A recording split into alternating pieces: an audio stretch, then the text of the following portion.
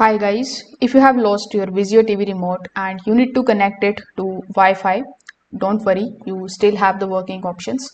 So in this guide, you are going to learn how you can connect your TV without using the original remote. So in order to do it, first of all, you need to download the Vizio mobile application on your phone. Over here, you need to make sure that your phone is on the same Wi-Fi network the TV was previously connected to. Afterwards, simply open the application and select your TV. It works like a full remote.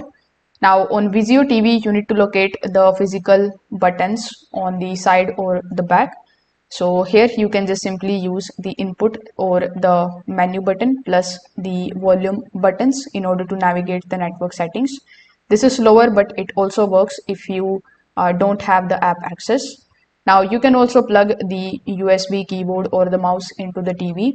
Some of the Vizio models allow the basic navigation using these inputs. So you can open the settings and then you can select the Wi-Fi option manually.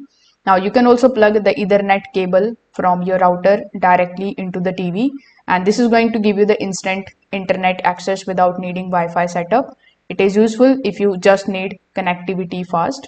So these are the methods that are going to help you connect your Vizio TV without the original remote. Thank you.